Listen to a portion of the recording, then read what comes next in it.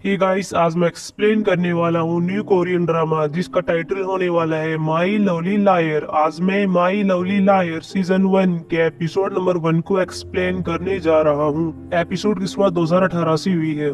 Episode की शुरुआत में कुछ गैंगस्टर को देखते हैं जिन्होंने 3 लोगों को बांधा हुआ था और इन गैंगस्टर में एक बॉस भी होता है जिसका नाम डूमोक होता है।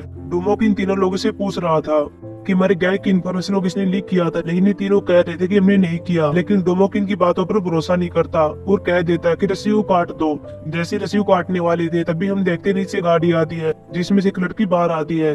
इसके बाद ये लड़की इनके पास आती है और ये लड़की हमारी मेन लीड हीरोइन होती है। इसका नाम सोल ही होता है। डोमोक सोली से कहता है कि तुम ये लायर हंटर हो। सोली यहाँ पर हाँ भरती है। डोमोक अपने चेयरमैन के पास कॉल करता है और कह रहा था कि लाइन एंट्री यहाँ पर आ गई है। इसके बाद सोली इन लोगों के पास आती है जिनको बांधा हुआ था। सोली के पास यह एबिलिटी है कि यह किसी भी इंसान के झूठ को जड़ से पकड़ लेती है। सोली यहाँ पर बंधे हुए लोगों से पूछती है कि क्या तुमने गैंग की इन्फॉर्मेशन को लीक किया था, लेकिन ये तीनों मना कर देती हैं। सोली को पता चलता है कि वो सच कह रही है। वही हम पास में देखते हैं जहाँ पर एक गैंगस्टर खड़ा हुआ था जो कि लंगड़ा था जिसकी टांग टूटी हुई थी। वह यहाँ पर डुमोक से कहता है कि यह तो एक बच्ची है, तुम इसकी बात पर भरोसा क्यों कर रहे हो। सोली यहाँ पर इस गैंगस्टर से कहती है कि क्या तुमने तो इन्फॉर्मेशन को लीक नहीं किया। यह गैंगस्टर कहता है कि तुम कैसी बकवास कर रही हो, मैंने डुमोक के लिए भी टांग भी तुड़वा ली थी, मैं ऐसा कैसे कर सकता हूँ। सोली कहती है कि ठीक है, चलो जवाब दो, तुमने लीक की थी या फिर नहीं की थी। गैंगस्टर अब जवाब देता है कि मैंने नहीं की, लेकिन ये वो सोली को पता चल जाता है कि तो झूठ बोल रहा है और बाद में डुबो को बता देती है कि इसने इन्फॉर्मेशन को लीक किया था। और बाद में इनको यह भी पता चल जाता है कि गैंगस्टर की टांग टूटी हुई नहीं है, वह सिर्फ नाटक कर रहा था। इसके बाद गैंग के लोग इसको मारते हैं। डोमो की अब सोली उसे काम के पैसे देता है और सोली बाद में ऐसे भाग जाती है। जब सोली गाड़ी लेकर जा रही थी तब वो रास्ते में एक लड़के को देखती है। सोली इसको देखकर बहुत ही ज्यादा खुश होती है। वह कहती है कि हमारे इस देहाती एरिया में फुटबॉल की फैन है। इस लड़के के हाथ में हम देखते हैं कि शर्ट होती है और यह शर्ट खून से लथपथ होती है। अगली सुबह देखते हैं जहाँ पर सोली अपने फ्लैट से बाहर आती है, लेकिन तभी इसके सामने वही आदमी होता है जो कि टांग टूटने का नाटक कर रहा था। वो यहाँ पर सोली से कहता है कि मैं तुमसे बदला लूंगा और बाद में सोली के पीछे पड़ जाता है। यह आदमी सोली के पीछे काफी देर तक भागता है। सोली यहाँ पर भागती हुई एक फ्यूल की बस में आ जाती है और बस में आकर छिप जाती है। तभी बस के अंदर एक आदमी आता है। इस आदमी का नाम इयोम हो होता है। इयोम हो यहाँ पर एक लड़के को मारने लगता है और यह लड़का हमारा मेन लीड हीरो होता है जिसका नाम दोहा होता है। इयोम हो यहाँ पर दोहा से कह रहा था कि तुमने मेरी बहन इयोम जी को धोखा दिया है, वह लापता हो गई है, चलो बस से नीचे उतरो और उसको खोजने में मेरी मदद करो। लेकिन यहाँ पर दोहा कहता कि मैंने तुम्हारी बहन को धोखा नहीं दिया है, मैंने सिर्फ उससे ब्रेकअप किया है। इयोम वो दोहा को मारता है और कहता है कि तुम्हें नई गर्लफ्रेंड मिल गई है। लेकिन तभी यहाँ पर सोली देखती है कि वह आदमी जो कि मेरा पीछा कर रहा था वो बस के अंदर आने वाला था। वो यहाँ पर इयोमो को रोकती है और कहती है कि जल्दी से बस से नीचे उतर जाओ, हम लेट हो रहे हैं, बस को ऐसे चलना होगा। इयोमो दुआ से पूछता है क्या ये तुम्हारी नई गर्लफ्रेंड है। सोली कहती है कि हम इसकी नई गर्लफ्रेंड हूँ, तुम जल्दी से बस से नीचे उतरो। और बाद में सोली इयोमो को बस से नीचे उतार देती है और गैंगस्टर बस के ऊपर नहीं आ पाता। इसके बाद बस चल पड़ती है। रास्ते में हम देखते हैं कि सोल्ही अब दुआ से कह रही थी कि अगर तुम निर्दोष हो, अगर तुमने कुछ नहीं किया तो तुम्हें खुद का बचाव करना चाहिए था। तुम्हें देखकर ऐसा लग रहा कि तुमने सच में धोखा दिया होगा। दोहा कहता कि तुम क्या जानती हो। सोल्ही यहाँ पर अपना लायर हंटर कार्ड दिखाती और कहती कि अगर मैं कहूँ कि यही सच है। दोहा सोली को इग्नोर करता है और बाद में विंडो से बाहर देखने लगता है। अगले सीन में 5 साल के बाद यानी कि 2023 में दिखाया जाता है, जहाँ हम सोली को देखते हैं। साथ में इसका ड्राइवर भी होता है जो कि इसका बॉडीगार्ड भी होता है और इसका नाम ची हुन होता है। सोली यहाँ पर अपनी कस्टमर के पास आई हुई थी। इसकी कस्टमर का नाम जिनाई होता है। जिनाई का यहाँ पर एक नया बॉयफ्रेंड होता है जिसका नाम जीवून होता है। जिनाई यहाँ पर यह चेक करना चाहती है कि क्या जीवून मुझसे प्यार करता है फिर नहीं करता, और इसके लिए उसने सोली को बुलाया हुआ है ताकि सोली जीवन का झूठ पकड़ सके। अब यहाँ वो सोली जीवन से सवाल जवाब करने लगती है।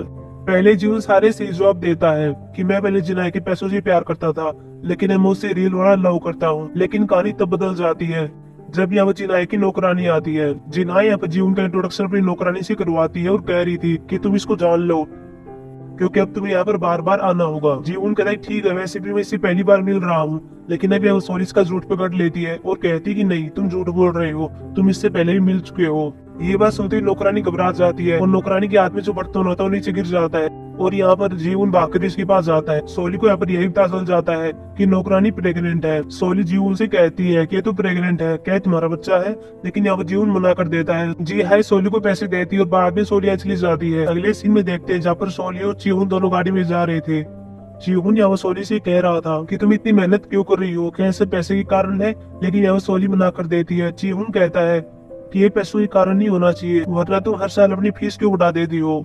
मुझे लगता है कि तुम्हें अनुष्ठान करने चाहिए, लेकिन यहाँ सोली साफ ना कर देती है। अभी यहाँ पर हम फ्लेवर सीन में देखते हैं। इस फ्लेवर सीन में हमें सोली की माँ से इंट्रोड्यूस करवाया जाता है। इसकी माँ का नाम हयांगसुक होता है। हयांगसुक बहुत ही गरीब परिवार से रिलेट करती है, इसलिए हयांगसुक अब हर टेम्पल के अंदर आती है, अनुष्ठानों में भाग लेती है और भगवान से प्रे करती है कि मेरे बच्चे को जो कि होने वाला है उसे कुछ ऐसी एबिलिटी दो कि उसे भूखा न मरना पड़े, यानी कि हमारी बेटी के पास हमारी तरह पैसों की कमी न हो। और बाद में हम देखते हैं कि जब यहाँ सोली का जन्म होता है वो जब ये छोटी होती है तब शुरू से इसमें एबिलिटी आ जाती है, और जब कोई भी इंसान सोली से बात करता है तो उसका झूठ पकड़ लेती है। सोली अब अपने पेरेंट्स का झूठ पकड़ लेती है।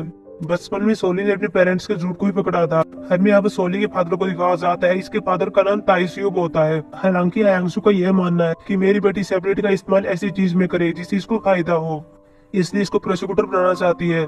लेकिन सोली पढ़ाई में अच्छी नहीं है।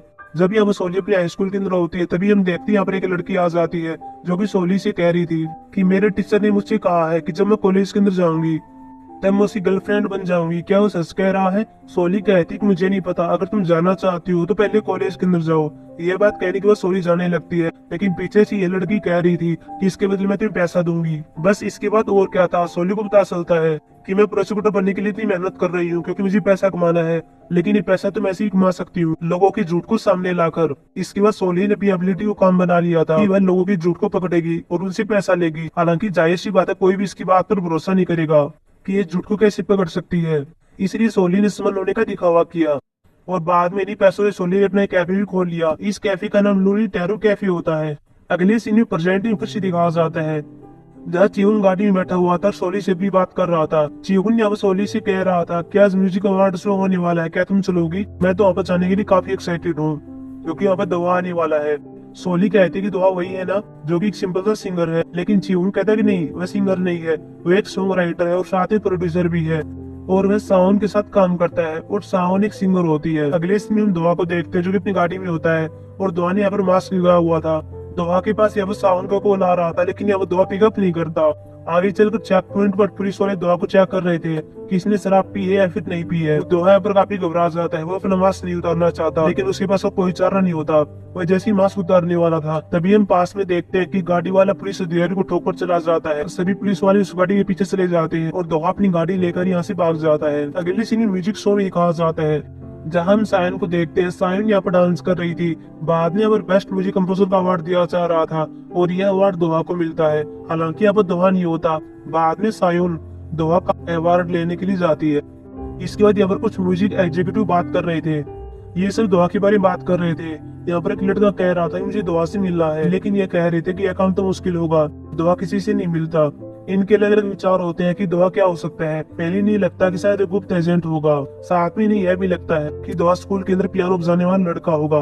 ये कहते हैं कि इसके बारे में सायन को पता होगा क्योंकि दोहा की काफी करीब रहती है। तभी यहाँ पर इनको सायन दिखती है। ये सायन से बोलते हैं कि क्या तुम दोहा से हमें मिलवा सकती हो, लेकिन यहाँ पर सायन मना कर देती है और कहती है कि मैं दोहा से व्यक्तिगत रूप से नहीं मिली हूँ। जब हमें काम होता है तब हम सोशल मीडिया के द्वारा एक दूसरे से मिलते हैं। ये सावन से कहते हैं कि क्या दोहा के बारे में कोई ऐसी अच्छी बात है जिसके बारे में हम नहीं जानते। सावन यहाँ पर कहती है कि दोहा की आवाज बहुत ही अच्छी है। तभी हम यहाँ पर एक आदमी को देखते हैं जिसका नाम मुजीन होता है। मुजीन यहाँ पर एक हंगामा से कर देता है और कह रहा था कि दोहा ने मेरा गाना कॉपी किया है, उसे ऐसा नहीं करना चाहिए था। लेकिन तभी इसके पास एक लड़का आता है। इस लड़के का नाम देवक चांद होता है। देवक चांद यहाँ पर दोहा का बड़ा भाई होता है, लेकिन रियल भाई नहीं होता। दोहा सिर्फ देवक चांद को अपना बड़ा भाई समझता है। देवक चांद मुजिन के पास जाता है और इसको शांत करता है। अगले सीन में देखते हैं जहाँ पर सावन बाहर आती है। सावन के हाथ में यहाँ पर 2 ट्रॉफी होती है। वही पास की गाड़ी में देखते हैं जहाँ पर मीडिया वाले बैठे हुए थे और कह रहे थे कि सावन के पास 2 ट्रॉफी कैसे है। इन्हें पता चल जाता है कि एक ट्रॉफी तो दोहा की है, ये शायद दोहा के पास जा रही है, चलो पीछा करते हैं। अगले सीन में देखते हैं जब सावन दोहा के पास आई हुई है। दोहा देखता कि बात सावन होती है। वह सावन से पूछता क्या देवचंद साथ में है। सावन यहाँ पर हाँ भरती है। इसके बाद उस सावन को अंदर आने देता है। वह सावन से कहता है कि देवचंद कहाँ पर है। सावन कहती है कि मैं अकेली आई हूँ, अगर ये बात मैं तुमको बता देती तो तुम उसको अंदर नहीं आने देते। सावन यहाँ पर दोहा को ट्रॉफी देती है। सावन यहाँ पर दोहा से अपने पिछले दिनों के बारे में बात करती है कि हम कैसे साथ में रहा करते थे और गाने बना करते थे। वह दोहा से कहती कि आज रात में यहीं पर रुकना चाहती हूँ, लेकिन दोहा मना कर देता है। बाद में सावन बाहर आती है, लेकिन तभी इसके ऊपर कुछ फोटोज ली जाती है।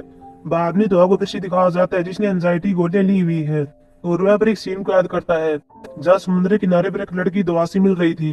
दुआ के हाथ में कांच का टुकड़ा होता है और यह लड़की दुआ से गले मिल रही थी और बाद में दुआ अपने हाथों को देखता है, इसके हाथ यहाँ पर खून से रंगे हुए थे। इसके बाद दुआ अपने सपने से जागता है। इसके बाद में एक जगह को दिखाया जाता है, इस जगह का नाम योनशू डोंग होता है। योनशू डोंग के पहले एक आदमी को दिखाया जाता है जो कि बेकरी का ओनर होता है। इस आदमी का नाम बोरो होता है। साथ में भी हम एक लड़की को देखते हैं, इसका नाम हवांग चो होता है जो कि ग्रीन सलाद की ओनर होती है। ये सब इनकी शॉप के नाम है और ये सब सोली कैफे की ओर देख रहे थे क्योंकि अपने कस्टमर आई हुई थी। यह कस्टमर सोली कैफे के अंदर जाती है और सोली कैफे के अंदर हम एक लड़की को देखते हैं। इस लड़की का नाम कैसेंड्रा होता है जो कि सोली कैफे के अंदर पार्ट टाइमर के रूप में काम करती है। कैसेंड्रा कस्टमर को सोली के पास ले जाती है और यह कस्टमर सोली से सच के बारे में जानने के लिए आई है। अगले सीन में देखते हैं जहाँ पर दुआ अपने घर पर आ रहा होता है, लेकिन यहाँ पर बहुत सारे मीडिया वाले होते हैं। साथ में दुआ के पास देवचंद का मैसेज दिया हुआ था घर पर मत आना, लेकिन दुआ इसको इग्नोर कर देता है। इसके बाद जब दुआ यहाँ पर घर पर आ रहा था तभी हम देखते हैं यहाँ पर एक मीडिया वाला होता है जो कि दुआ का पीछा कर रहा था। वो दुआ से कहता है, क्या तुम दुआ हो? प्लीज मुझे तुमसे कुछ बात करनी है। लेकिन यह मीडिया वाला दुआ की तस्वीरें लेने लगता है। बाद में हम एक क्लेवर सीन में देखते हैं जहाँ दुआ को पुलिस ने पकड़ा हुआ है और सभी लोग दुआ से कह रहे थे कि ये मरने के लायक है क्योंकि इनको लगता है कि दुआ ने किसी को मार दिया है। इसके बाद दुआ आकर अपने रूम के अंदर आता है, लेकिन यहाँ पर मीडिया वाले ड्रोन का इस्तेमाल करते हैं ताकि दुआ की फोटोज ली जाए। दुआ यहाँ पर किसी तरह शीशों को पर्दों से ढक देता है। अगले सीन में देखते हैं कि देवचंद यहाँ पर दुआ से बात कर रहा था और इसको एक न्यूज दिखाता है जिसमें वीडियो वाली कह रही थी कि 800 खत्म होने के बाद साउथ दुआ के पास गई हुई थी। ये दोनों डेट कर रहे हैं। देवचंद यहाँ पर दुआ से कह रहा था कि योनशू डोंग में मेरा एक घर है। यह घर मैंने बहुत पहले खरीदा हुआ था, लेकिन मैंने इसके बारे में मेरी पत्नी को नहीं बताया था। इसलिए जब तक ये चीजें शांत नहीं हो जाती तुम वहाँ पर चली जाओ। मुझे पता कि पास्ट में जो कुछ हुआ था उसमें तुम्हारी कोई गलती नहीं थी, लेकिन दुआ उसमें अपनी गलती मानता है। फिर भी दुआ योनशू डोंग में जाने के लिए राजी हो जाता है। अगले सीन में योनशू डोंग में दिखाया जाता है जहाँ पर एक आदमी एक महिला का पीछा कर रहा था। इस आदमी ने मास्क लगाया हुआ था और साथ में काली जैकेट भी पहनी हुई थी। यह महिला ऐसे भागने लगती है, लेकिन यह आदमी आगे जाकर इसको पकड़ लेता है। अगले सीन में इसी जगह पर एक स्टोर के अंदर सोली को देखते हैं। सोली यहाँ पर एक आदमी को देखती है जिसने मास्क लगाया हुआ था और काली जैकेट पहनी हुई थी। सोलिया का स्टोर के अंदर एक पोस्टर में देखती है कि इसी आदमी की फोटो यहीं पर लगी हुई है और ये वांटेड बताया गया है क्योंकि यौन शोषण करता है। तो सोलिया अब जल्दी में अपनी पेमेंट का भुगतान करती है और बाद में भागती हुई बाहर आती है, लेकिन यह आदमी इसका पीछा कर रहा था। लेकिन सोली किसी तरह अपने फ्लैट के अंदर आ जाती है। अगले सीन में देखते हैं जहाँ पर सोली इस बातें कैसेंड्रा को बता रही थी और कह रही थी कि वही कल मास्क वाला आदमी मेरा पीछा कर रहा था। मैं किसी तरह बचकर अपनी अपार्टमेंट के अंदर आ गई। कैसेंड्रा पर सोली को काली मिर्च का स्प्रे देती है, लेकिन सोली नहीं लेती। साथ में सोली और कैसेंड्रा से कह रही थी कि क्या सभी शॉपकीपर्स की आज ही मीटिंग होने वाली है। कैसेंड्रा पर हाँ वर्दी है। अगले सीन में देखते हैं जहाँ पर सभी शॉपकीपर्स यहाँ पर मीटिंग कर रहे थे। इस मीटिंग में हम बोरो को देखते हैं, साथ में हांगचो होती है और साथ में हम यहाँ पर बियर स्टोर के ओनर वो बैग को भी देखते हैं। ये तीनों यहाँ पर बैठे हुए थे और सोली के कैफे के बारे में बात कर रहे थे। बाद में और सोली भी आ गई थी। सोली इनके पास जाकर बैठ जाती है। ये सोली से इसके कैफे के बारे में पूछते हैं कि जब भी यहाँ पर कोई कस्टमर आता है तो तुम वहाँ पर गोपनीय क्यों रखती हो। सोली कहती कि मैं ऐसा इसलिए करती हूँ क्योंकि कस्टमर ऐसे ही चाहते हैं। सोली कैफे के बाहर देखते हैं जहाँ पर कैसेंड्रा कैफे से आ रही थी, लेकिन तभी हम देखते हैं यहाँ पर वो आदमी आ जाता है जिसने मास्क लगाया हुआ था। वह कैसेंड्रा के पीछे पड़ने लगता है। यह मास्कमैन कैसेंड्रा को पकड़ने वाला था, लेकिन कैसेंड्रा पर इसकी आंखों पर अपने परफ्यूम का इस्तेमाल करती है और बाद में ऐसे भाग जाती है। तो ये मीटिंग के अंदर फिर से देखते हैं जहाँ पर एक आदमी सभी को मास्कमैन के बारे में बता रहा था और कह रहा था कि उससे सभी बचकर रहना, आजकल वह महिलाओं पर हमला कर रहा है। अगले सीन में कैसेंड्रा को देखते हैं जो कि भी भाग रही थी। कैसेंड्रा चिल्लाने लगती है और इसके चिल्लाने की आवाज मीटिंग में बैठे सभी लोग सुन लेते हैं और बाद में बाहर आते हैं और कैसेंड्रा से कहते ही क्या हुआ है। कैसेंड्रा पर बताती है कि वो मास्कमैन यहीं पर था और उस डायरेक्शन में गया हुआ है। बाद में ये सभी डायरेक्शन में भागते हैं और इन्हें एक लड़का दिख जाता है जिसने मास्क लगाया हुआ था और ये इसको पकड़ लेते हैं। लेकिन यह लड़का तो दुहा होता है और कह रहा था कि ये मैं नहीं हूँ, मैंने कुछ नहीं किया है। लेकिन ये सभी लोग इसी बात पर भरोसा नहीं कर रहे थे और कह रहे थे कि इसका मास्क हटाओ।